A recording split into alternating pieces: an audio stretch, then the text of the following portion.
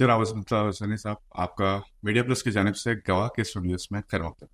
आपकी ज़िंदगी की अगर हम बात करें तो एक यंग एज से आप एक डायनामिक लीडर रहे हैं, फिर national students union of India में रहे, फिर कांग्रेस के यूथ लीडर रहे, और फिर एक कम उम्र में आपने वक्फ बोर्ड का एक अहम ओहदा संभाल लिया।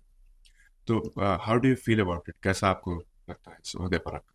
क्योंकि मेरा बैकग्राउंड करीमनगर ज़िले से मैं ताल्लुक़ रखता हूँ। जी। जो पहले करीमनगर ज़िला था, आज वो सिलसिला ज़िले में मेरा आबाई मुकाम गंभीराव पेट का मैं रहने वाला हूँ। मेरा वो वतन है।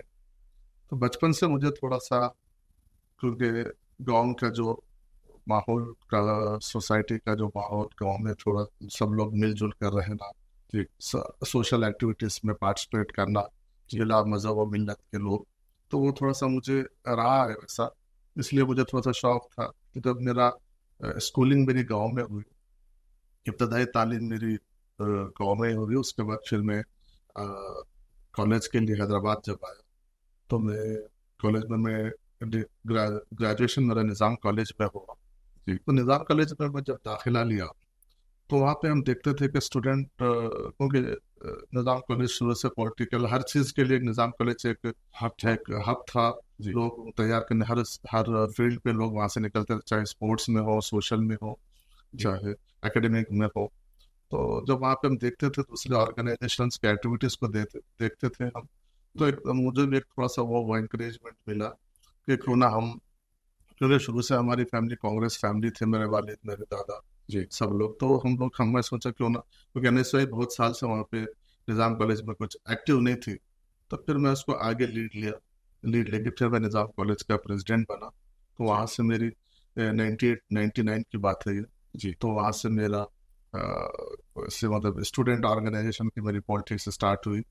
फिर मैं स्टेट में सेक्रेटरी बना एनएसयूआई का, स्टेट में एनएसयूआई का जनरल सेक्रेटरी बना। जिस टाइम पे अभी के मौजूदा वजीर जनाब पूनम प्रभाकर साहब स्टेट के सदर थे, जी। तो उनके कमेटी में मैं सेक्रेटरी बना, फिर जनरल सेक्रेटरी बना। उसके बाद 2002 सितंबर 11 सितंबर को फिर मैं आंध्र प्रदेश की तारीख में, मुत्तहदा आंध्र प्रदेश के, अभी तो तेलंगाना हुआ, उस टाइम पे मुत्तहदा आंध्र प्रदेश की तारीख में मैं पहला फ्रंटल प्रेसिडेंट, माइनॉरिटी मुस्लिम प्रेसिडेंट बना, यूनाइटेड स्टेट, हाँ, मुत्तहदा आंध्र प्रदेश का एनएसए का स्टेट प्रेसिडेंट, और यंगेस्ट एज में बना। जिस टाइम मैं एनएसए का प्रेसिडेंट बना था, जस्ट 24-25 साल के बीच में मेरी एज थे। तो मुझे मौका दिया पार्टी ने, उस टाइम पे सोनिया गांधी जी सदर थे, जी। तो उन्होंने मौका दिया मुझे, तो फिर मुझे काम करने का मौका मिला। उसके बाद मैं लगातार पार्टी के लिए, कभी मैं पावर के लिए, कभी मैं काम उस तरीके पर ध्यान में रख के नहीं, मैं पार्टी के लिए, क्योंकि मैं सेकुलर जज्बा माइंड था। से जी हाँ, पार्टी के लिए काम किया। एनएसयूआई के बाद फिर मैं 4 साल एनएसयूआई का सदर था, रियासती सदर था। उसके बाद फिर यूथ कांग्रेस में मैं, मेरी ख्वाहिश थी कि यूथ कांग्रेस का भी सदर बनूं, जी। लेकिन वो हो नहीं सका, क्योंकि मैं एनएसयूआई के पीरियड के बाद जब राहुल जी के पॉलिटिक्स में एक्टिव हुए, तो फिर राहुल जी ट्रांसफॉर्मेशन लेके आए यूथ कांग्रेस में, कि डेमोक्रेटिक प्रोसेस से हमको ऑर्गेनाइजेशन चलाना चाहिए, सब लोगों को मौका मिलना। इलेक्शन तो बस। इसलिए फिर इलेक्शन का सिस्टम लेके आया। तो मेरा उस टाइम पे क्या, जो एज होता है इलेक्शन के लिए क्राइटेरिया था, उसके जस्ट मैं उससे कुछ दिन की वजह से मैं उसमें छूट गया। जी हाँ, नहीं ज्यादा एज बार हो गया था मेरा, जिससे मैं इलेक्शन लड़ नहीं सका। तो मुझे ऑल इंडिया में यूथ कांग्रेस का सेक्रेटरी के तौर पर अपॉइंट किए। जी। फिर सेक्रेटरी बना, फिर नेशनल जनरल सेक्रेटरी बना। राहुल जी ने खुद इंटरव्यू लेके मुझे बनाया। और उस टाइम पे जो 16 लोगों की कमेटी थी, उसमें मैं वाहिद एक मुस्लिम जनरल सेक्रेटरी था ऑल जी। इंडिया में। और बहुत सारे स्टेट्स का मैं इंचार्ज के तौर पर भी काम किया। उसके बाद सबसे बड़ा मेरा अचीवमेंट ये था कि मैं ऑल इंडिया यूथ कांग्रेस में जब जनरल सेक्रेटरी की हैसियत से मैं जब काम किया, ऑल इंडिया यूथ कांग्रेस के ट्रेनिंग डिपार्टमेंट का हेड था मैं।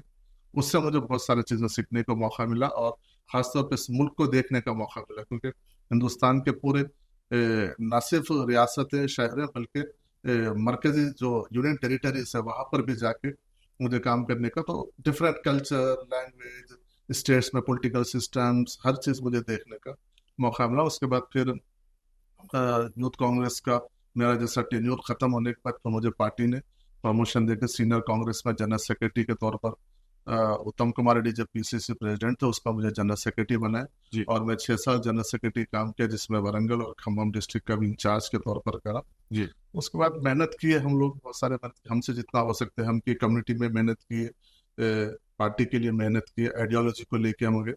फिर 2023 में जब गवर्नमेंट आई तो उसके बाद फिर मुझे वोट के लिए फरवरी में। फरवरी में फिर मुझे वोट के लिए मैं टिकट के लिए भी कोशिश किया था, जी लेकिन कुछ वजूहात के बिना पे, कुछ इक्वेशंस के बिना पे जी वो, लेकिन ये आपके सर्विसेज हैं, पार्टी अगर गवर्नमेंट में पावर में आती है तो हम आपको अच्छा से अच्छा मुकाम देंगे, क्योंकि मैं तो डिसिप्लिन पार्टी का एक सोल्जर था, सिपाही था, इसलिए मुझे पार्टी का जो डायरेक्शन है उसको मानना 25 साल से मैं तकरीबन कर रहा हूँ, तो इसलिए फिर मुझे और अल्लाह का शुक्र है इतने 24 साल 25 साल की मेहनत के बाद पार्टी मुझे रिकॉग्नाइज करके, जैसा हुकूमत पार्टी हुकूमत में आते और सबसे पहले चेयरमैन मुझे मुझे ही अपॉइंट किया गया यहाँ पे, सब चेयरमैन बाद में, लेकिन ये नई हुकूमत में सबसे पहले चेयरमैन वही अपॉइंट हुआ 16 फरवरी 2024 को। एलवन आप यंगेस्ट चेयरमैन हैं जी शायद जी हिस्ट्री में जी वक्फ बोर्ड के। जी तो वक्फ बोर्ड एक अहम इदारा है मुसलमानों के लिए भी, स्टेट गवर्नमेंट के लिए भी। और कहा जाता है कि वक्फ बोर्ड का पोजीशन कांटों का ताज होता है। तो क्या ये बात सही है? क्योंकि पॉलिटिकल प्रेशर्स होते हैं, कई इन्फ्लुएंशियल पार्टीज होती हैं, तो क्या वाकई ये कांटों का ताज है? क्या आप पर भी ऐसे कोई प्रेशर? देखिए वक्फ बोर्ड आप जैसा बताए यकीनन एक चैलेंजिंग टास्क है वो, और जी खासतौर पर यंगस्टर्स के लिए, जी क्योंकि एक वक्फ बोर्ड एक वाहिद प्लेटफॉर्म है जहाँ पे आपको सोशल, कम्युनिटी और पॉलिटिकल 3 एक्टिविटी आपको एक ही प्लेटफॉर्म पे मिलते हैं। चैलेंजेस तो सभी जगह पे है, नो डाउट इसमें नहीं है। वक्फ बोर्ड कांटों का ताज है, कांटों की समझिए कुर्सी भी है, वो ताज नहीं बल्कि बस कुर्सी भी है। चैलेंजेस तो है, लेकिन पिछले कुछ सालों से जिस तरीके से उसके हालात को खराब कर दिया गया, इसलिए चैलेंजिंग लग रहा है, वरना वक्फ बोर्ड कौम के लिए, मिल्लत के लिए काम करने का बहुत अच्छा प्लेटफॉर्म है। अगर जी उसमें अगर आप किसी को कौम की, मिल्लत के लिए अगर आप किसी को जज्बा है काम करने का, तो मैं समझता हूँ उससे अच्छा कोई प्लेटफॉर्म नहीं है। और वक्फ बोर्ड एक ऐसी चीज़ है, अगर आप दीनवी हिसाब से भी देखेंगे, एक वाहिद हुकूमती इदारा है जिसमें आपको वो दुनिया में भी आपको जवाब देना है, उसको आपको आखिरत में भी उसको जवाब देना है। तो मैं समझता हूँ आप खिदमत के, अगर जज्बे से खिदमत के जरिए अगर आप उसको नजरिए से देखेंगे, तो इसमें कोई चैलेंजेस तो सभी जगह पे चैलेंजेस है, जी चैलेंजेस तो उसको फेस करना है। लेकिन जहां तक मेरे चैलेंजेस की बात है, अल्हम्दुलिल्लाह मैं तो अभी स्मूथली, सभी लोग मुझे, बोर्ड के मेंबर्स का तमाम लोगों का ताउन है, जी हुकूमत का ताउन है, क्योंकि मैं बिल्कुल एक साफ सुथरे तरीके से मैं काम करने की कोशिश कर रहा हूँ। जी और जो भी पिछले दौर में जो गलतियां, उसको सुधार कर कैसा वक्फ बोर्ड जी। को अच्छा करे, उसमें मैं इंशाल्लाह कोशिश कर रहा हूँ। अक्सर ये देखने में आता है कि आप एज एन इंडिपेंडेंट अथॉरिटी कोशिश करते हैं एक अच्छा चेंज लाने की, और फिर गवर्नमेंट बदल जाती है, फिर एक नई गवर्नमेंट आती है एक नए सिरे से, तो ये साइकिल चलती रहती है। तो क्या ये भी वजह है कि वक्फ बोर्ड का जो ऑप्टिमम एफिशिएंसी होती है वहां तक नहीं पहुंच सका? नहीं नहीं, वो तो बिल्कुल सही है। देखिए जो हुकूमत, इसमें भी बहुत सारी चीजें, हुकूमत के ताउन और जो जी चेहरे पे बैठते हैं उनकी सोच पे भी बहुत बहुत इसमें बहुत बड़ा इसका ऊपर असर पड़ता है, कि अगर आपका नीयत और आपके काम करने का अगर तरीका अगर सही है, और अगर वो हुकूमत के सामने आप वक्तन वक्तन अगर उसकी नुमाइंदगी करें, आप जैसा चाह रहे हैं, अगर हुकूमत को उस तरीके से आप हुकूमत की आप उनकी नज़र लेके गए, तो हुकूमत यकीनन आपको सपोर्ट करेगी। बस ये है कि अपने पे, क्योंकि इसमें वक्फ बोर्ड एक इंडिपेंडेंट अथॉरिटी है, हुकूमत का भी अपना एक रोल होता है वक्फ जी बोर्ड में, और वक्फ बोर्ड भी एक ऑटोनोमस बॉडी, इंडिपेंडेंट अथॉरिटी है। वक्फ जी बोर्ड के भी कुछ अपने पावर्स है, क्योंकि सेंट्रल एक्ट से चलता है, पार्लियामेंट एक्ट से चलता है, जी इनके भी अपने है। तो दोनों को कोऑर्डिनेशन, दोनों को लेके चलना एक बड़ा एक इशू है। लेकिन उसके लिए जो जो जिम्मेदार जो बैठते हैं, चाहे बोर्ड हो चाहे चेयरमैन हो, इनका और हुकूमत का तालमेल अगर होता है, तो जी। यकीनन तरीके से बोर्ड का भी फायदा होगा और कम्युनिटी का भी फायदा होगा उससे। वक्फ बोर्ड की प्रॉपर्टीज के कब्जे की जो बात चल रही है, एक बड़ा डिस्कशन डिबेट रहा। तो ये जो इंक्रोचमेंट्स होते हैं, ये आमतौर पर देखने में आता है कि या तो इन्फ्लुएंशियल पर्सनालिटीज होती है या पावरफुल पॉलिटिशियंस होते हैं। तो क्या ऐसे चैलेंजेस आपके सामने भी आए हैं इस टर्म में?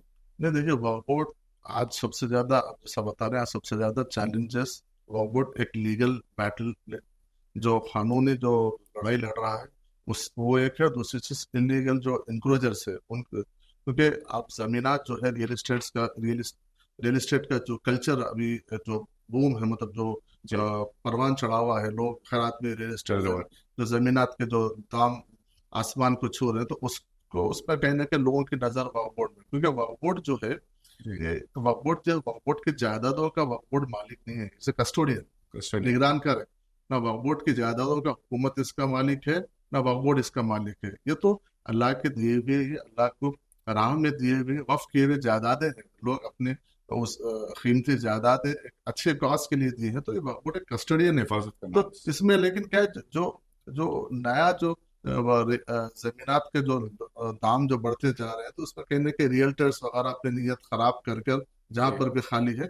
नो डाउट पिछले 10 साल में ये रियल एस्टेट का जो कल्चर ज्यादा होने की वजह से वक्फ बोर्ड के ज्यादा जमीनों को इंक्रोच करने की हम उसको चैलेंजेस को फेस कर रहे हैं, कोशिश कर रहे हैं, क्योंकि आज 70 से 80% वक्फ बोर्ड के जायदादें कहीं ना कहीं इंक्रोच हुए हुए हैं, तो उसको निकालने का काम वक्फ बोर्ड हम कोशिश कर रहे हैं। तो ये एक वक्फ बोर्ड का एक जिम्मेदारी नहीं है, मैं समझता हूँ एक कौम की कलेक्टिवली रिस्पॉन्सिबिलिटी। ये अगर उन कौम को भी आगे आना चाहिए। अगर कहीं पर आपके मोहल्ले में, आपके शहर में, आपके इलाके में कहीं इलीगल इंक्रोचमेंट हो रहा है वक्फ बोर्ड को लेके, वो ये आपकी अपनी जमीन पे इंक्रोच हो रहा समझकर इसको अगर हम जिम्मेदारी से अगर हम काम लेते हैं, अगर आप ताउन करते हैं, तो यकीनन वक्फ बोर्ड उसको हिफाजत करने में कामयाब हो सकता है। बहुत अच्छी बात बताया आपने, रियल एस्टेट का बूम और फिर इलीगल इंक्रोचमेंट्स। हैदराबाद में हाइड्रा का जो ट्रेंड चल रहा है, इंक्रोचमेंट्स, इलीगल इंक्रोचमेंट्स को डेमोलिश करने का और रिक्लेम करने का प्रॉपर्टीज, क्या इस किस्म का तरीका वक्फ प्रॉपर्टीज को रिक्लेम करने नहीं किया जा सकता? नहीं, हम देख रहे हैं, हम लोग अभी तो क्योंकि हाइड्रा का एस्टैब्लिशमेंट अभी हुआ है, उनके पास भी, हाइड्रा के पास भी अभी कुछ चीज़ों को लेके क्लैरिटी नहीं है। हम लोग, क्योंकि हाइड्रा भी सिर्फ हैदराबाद अर्बन के लिए है वो, तो हमारे यहाँ अर्बन और रूरल में 2 जगह पर प्रॉपर्टीज हमारे इंक्रोच हुए हैं, और बहुत सारे हमारे केसेस, कोर्ट के केसेस भी है। तो इसलिए हम देख रहे हैं कि इसको किस तरीके से हम अगले कुछ चंद दिनों में हम हुकूमत से भी बात करेंगे इसको लेके, कि जो मेजर वोट के लैंड्स है, कमर्शियल लैंड्स है जो, या फिर एग्रीकल्चर या लैंड्स है, इसको हम हुकूमत से बात करके इसको अगर हम हाइड्रा में कुछ लेके आ सकते हैं, क्या उसको डिस्कस कर सकते हैं, स्पेशली अर्बन। क्योंकि देखिए, ऑन रिकॉर्ड वोट के पास 77,000 एकड़ जमीन हम बताते हैं, लेकिन जिसमें से आप 57 से 59,000 एकड़ से जमीन आज इंक्रोच हो गई। क्या होगी जमीन की वैल्यू आज की मार्केट वैल्यू के हिसाब से अंदाजा? ये सब अलग अलग है इसमें, मतलब हैदराबाद में नहीं है ना, पूरे डिस्ट्रिक्ट में अजला में है, कहीं पर वो एरिया के हिसाब से, जमीन के नेचर के हिसाब से वैल्यू होता है। पर्टिकुलर एक बता नहीं सकते, क्योंकि हर शहर का अपना अलग वैल्यू है, हर डिस्ट्रिक्ट का, हर गाँव का अलग वैल्यू है, उस पर डिपेंड करता है। बहुत सारे डिस्कशंस कम्युनिटी स्पीकर्स, लीडर्स भी करते हैं अपने डिबेट्स में, मसाजिद में बयान आते हैं कि वक्फ प्रॉपर्टी को रिपर्पस करके मुसलमानों की फलाह बहबूद के लिए इस्तेमाल किया जाए। क्या इस पर भी आपकी कोई प्लानिंग है? जिस टाइम पे मैं इसका जायजा लिया था, मैं जिम्मेदारी लिया था, तो जिम्मेदार मैं तो उसी दिन बोला था कि मेरे लिए ओहदा नहीं है, मेरे लिए एक जिम्मेदारी है। तो मैं ये कोशिश कर रहा हूँ कि मेरे 3-4 प्रायोरिटीज है। एक ये प्रायोरिटी है कि जो वक्फ के जमीन इंक्रोच हो गई, जो बची जमीन है उसको सबसे पहले कैसे बचाया जाए, क्योंकि और आगे इंक्रोच ना हो, तो वो एक है। दूसरी बात ये है कि जो हमारे केसेस चल रहे हैं कोर्ट में, क्योंकि हमारे कोर्ट को सबसे बड़ा आप बदनसीब भी बोल सकते हैं कि हमारे कोर्ट में हम इतने उलझे हुए हैं। आज वक्फ कम से कम वक्फ ट्रिब्यूनल से लेकर आप सुप्रीम कोर्ट तक अगर हम देखें, तो कम से कम 5,000 केसेस हम कोर्ट में लड़ रहे हैं। तो ये कहीं ना कहीं इसमें बहुत सारे लोग, हमारे लोग भी इसमें कोर्ट में जाते हैं, छोटी सी बात पे कोर्ट में जाते हैं, वक्फ बोर्ड के खिलाफ जाते हैं, बहुत सारी चीजें। तो हम ये चाह रहे हैं कि जो इंक्रोचर्स है उसको, जो बची प्रॉपर्टी है उसको कैसा प्रोटेक्ट करें, जो लीगल बैटल है उसको हम कैसा फेस करें। तीसरी, जो वक्फ बोर्ड के रिसोर्सेस से आमदनी का, इसको वक्फ बोर्ड के इनकम को बढ़ा के उसको कैसा वेलफेयर में, कम्युनिटी के वेलफेयर में, क्योंकि आज वक्फ बोर्ड का ये हाल है। फिर से सच्चाई तो ये है, क्योंकि मैं आपसे ओपन शेयर करना चाहता हूँ, सच्चाई तो ये कि वक्फ बोर्ड की जो आमदनी है, जितनी आमदनी है उतना खर्चा है।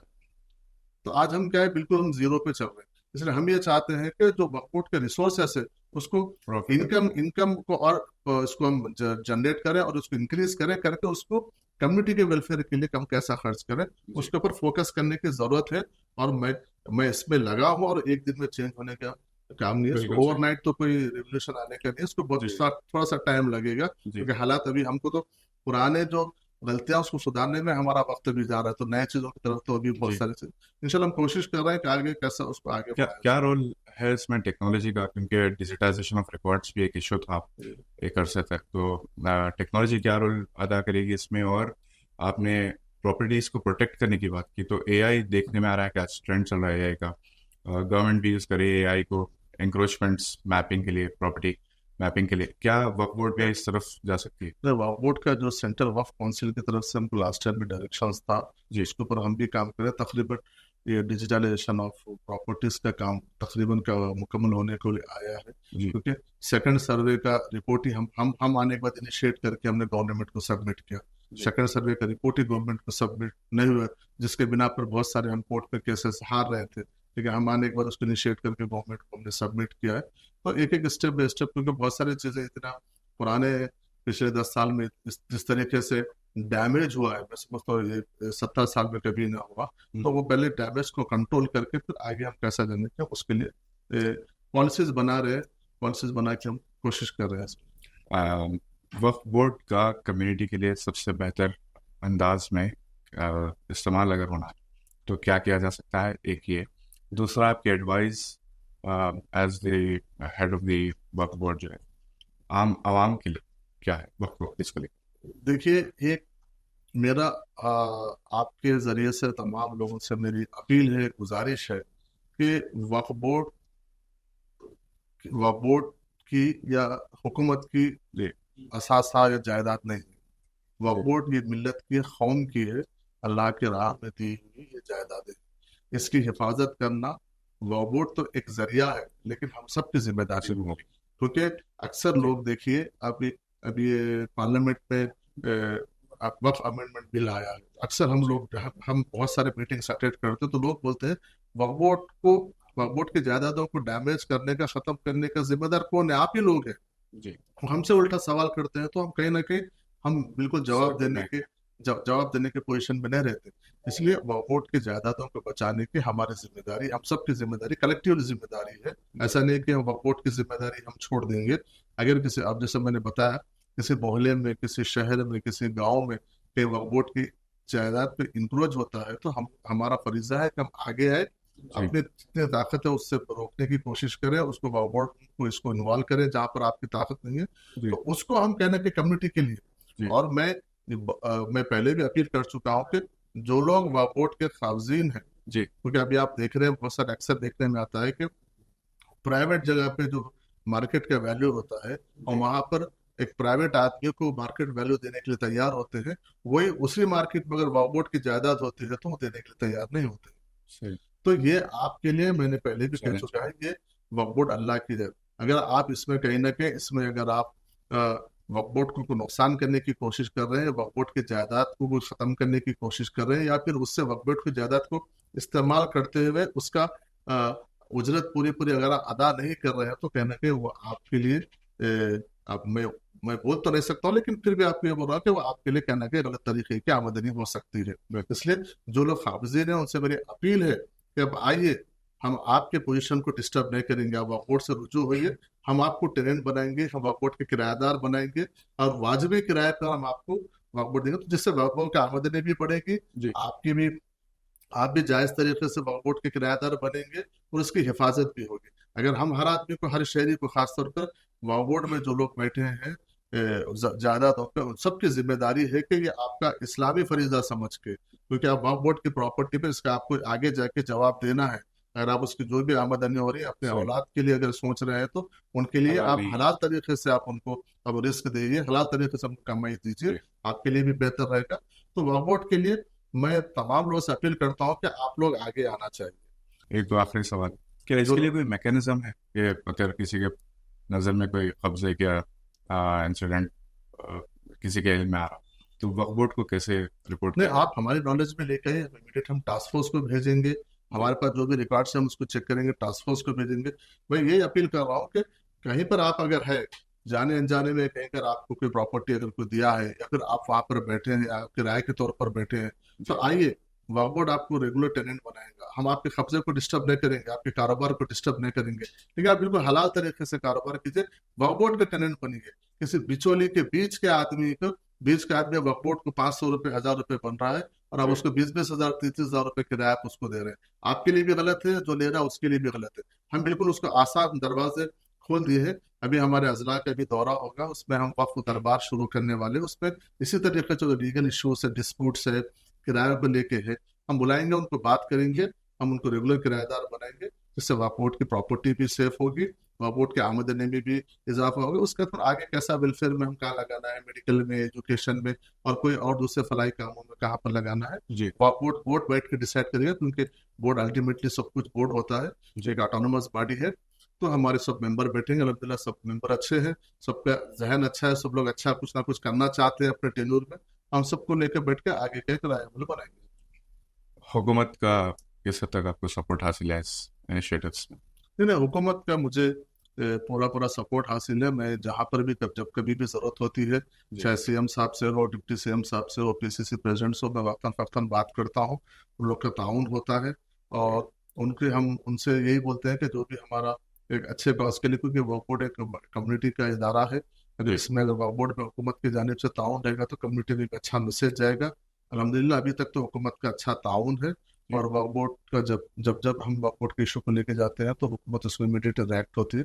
अभी तक तो हुकूमत का बहुत बहुत शुक्रिया आपसे बातचीत करने का। हम उम्मीद करता हूँ, दुआ करते हैं कि आप नई मंजिलें अपने करियर में तय करें और इससे कौम का भी बहुत बड़ा फ़ायदा। बहुत शुक्रिया। बहुत बहुत शुक्रिया।